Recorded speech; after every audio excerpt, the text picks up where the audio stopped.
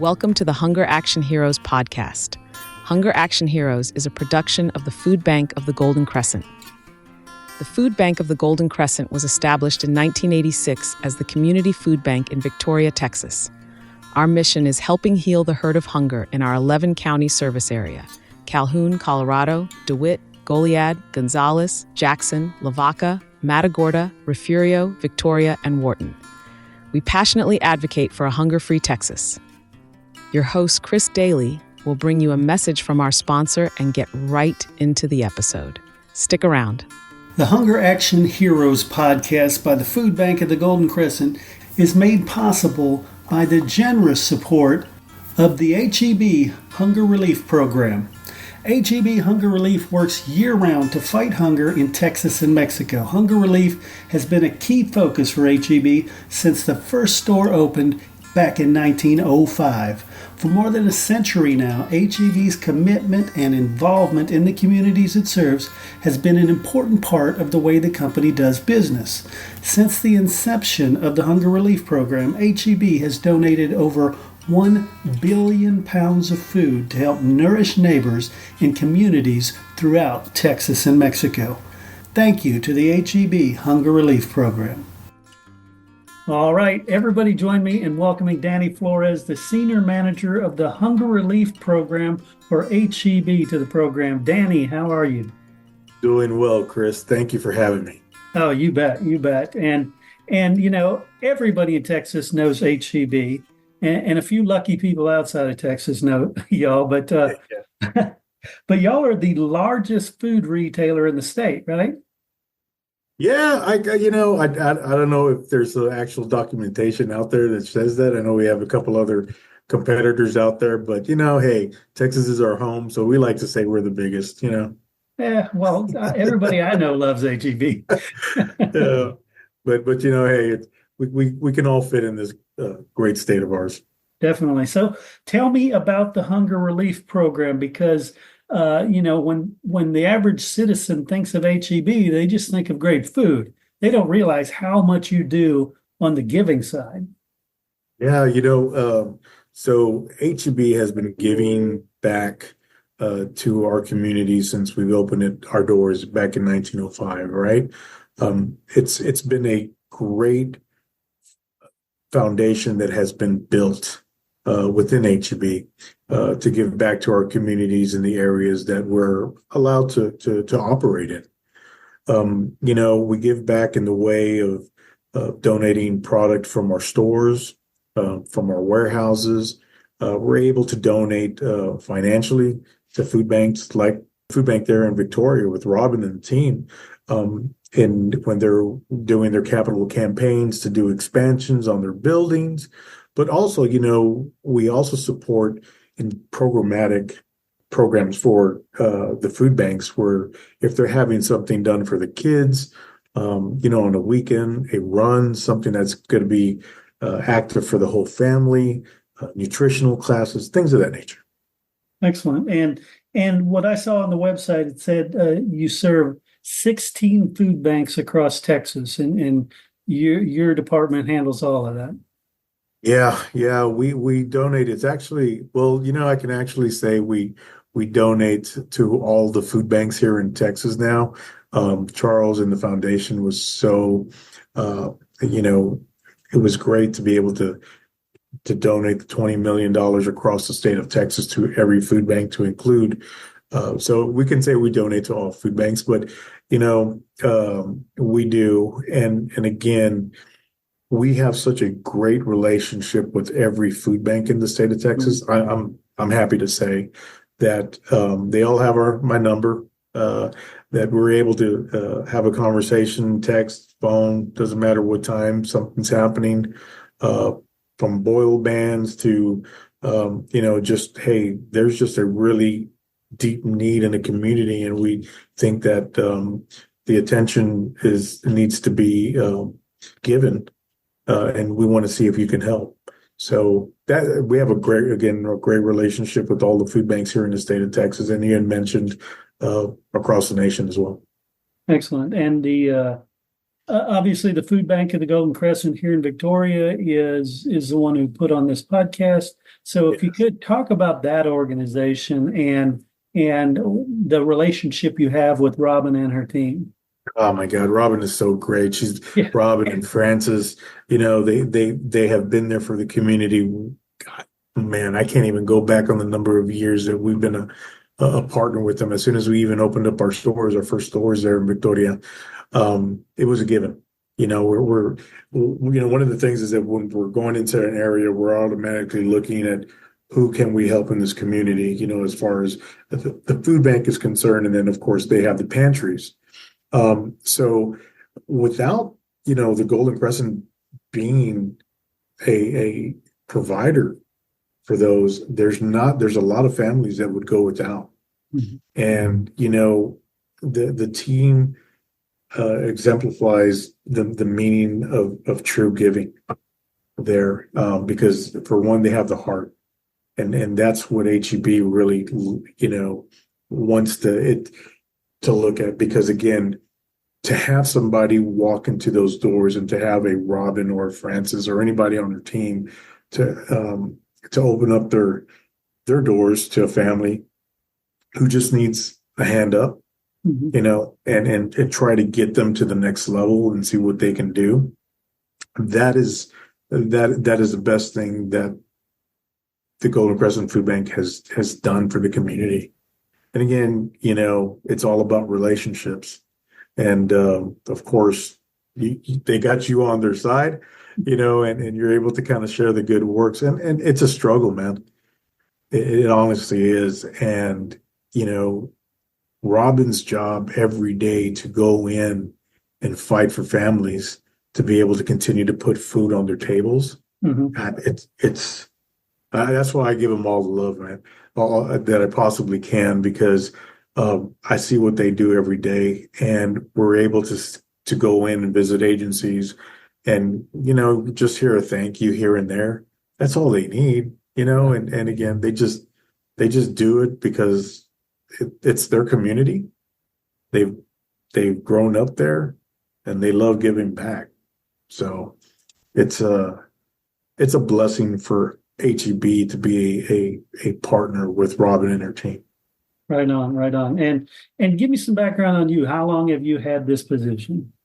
Oh, wow. So I've been with HEB for 29 years. Wow. Yeah, I came in as an order selector in the warehousing department. And then from there, I went into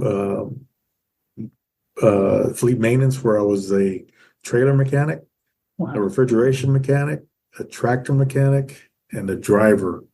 So I was out there driving the 18 wheelers.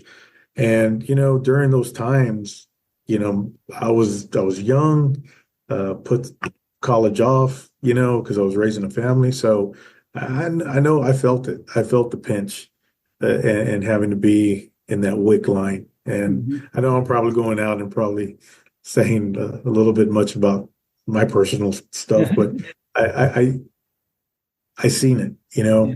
and again, there's no reason for any woman, child, man, grandparent, Yeah. Anybody in the military to be uh, wondering about where their next meal is going to be coming from. So that's why I do it, and I'll continue to do it for as long as they let me. I love it. And I guess talk about what you've seen as far as a transition. Has the need increased? Has it decreased? What has happened?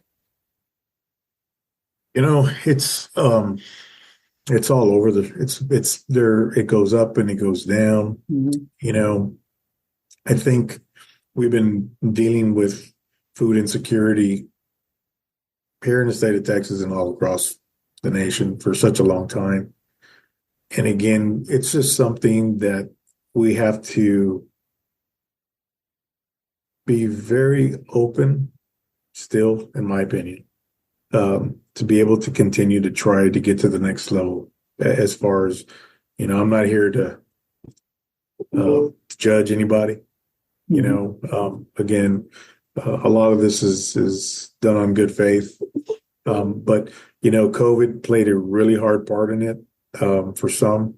And we're going back even further, 2009, when the financial collapse, or that did something to people who had savings, all of a sudden didn't have savings because they just lost their jobs and stuff like that.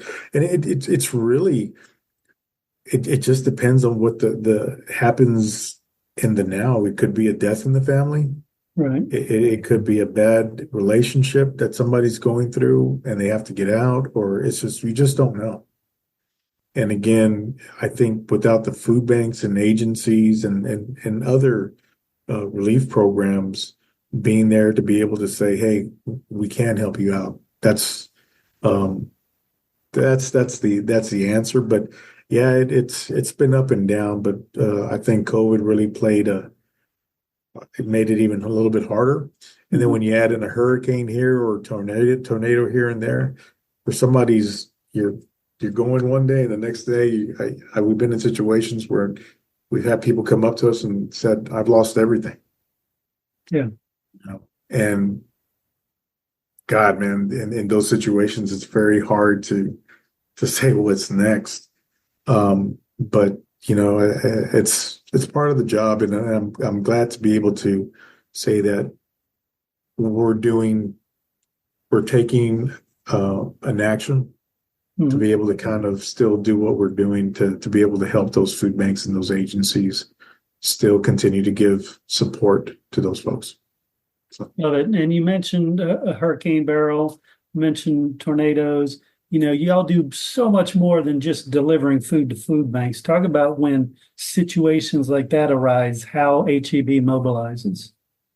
Yeah, we, back in 1998, we developed our first mobile kitchen to be able to help with our Feast of Sharing dinners that we have in November and December. And back then, maybe we only had like 5 or 6, and now we have 27 dinners across the state. Wow. And, we needed to make sure that we were cooking and preparing all this food for a free event for everybody to come in correctly. And so we developed our kitchens. And because of that, we really kind of were asked in certain situations, hurricanes now and tornadoes and everything, to be able to assist in feeding the communities and going back in there.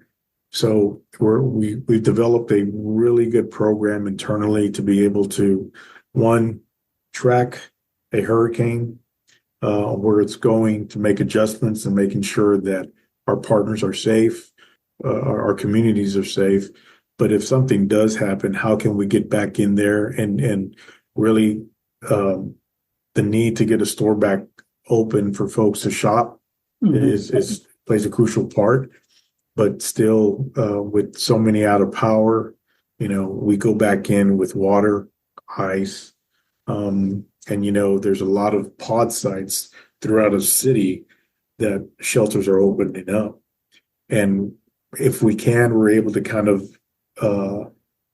go out into those communities and help those sites with food and drinks and stuff like that. So there's a lot of stuff that we just kind of do because it's our thing.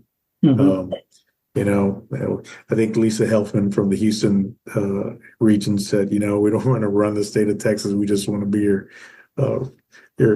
retailer, your grocery, company. But, we're Texas, yeah. Chris, and if it's not a fire, it's a tornado, it's a hurricane, but that's how we do it. And I am so lucky to be able to have a team that is committed to these mobile kitchens, that knows how to distribute product. This team is so good. We went into Houston last year for Feast of Sharing with the drive-through event, and we're able to feed 20,000 in 4 hours. Wow. That's insane. It is. It really is. But it's when you see these families coming by, and again, we're giving stuff out for the kids as well as a hot meal, and it just sometimes it's just it's a good feeling seeing somebody smile and say thank you.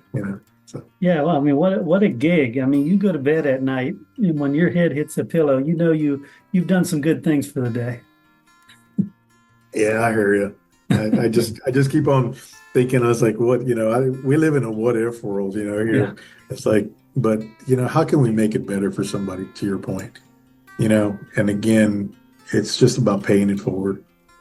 right on, right on. Well, I tell you, on behalf of Texans everywhere, we are so grateful for HEB, all that HEB does, and you in particular for helping, corral this beast that is, the hunger relief program.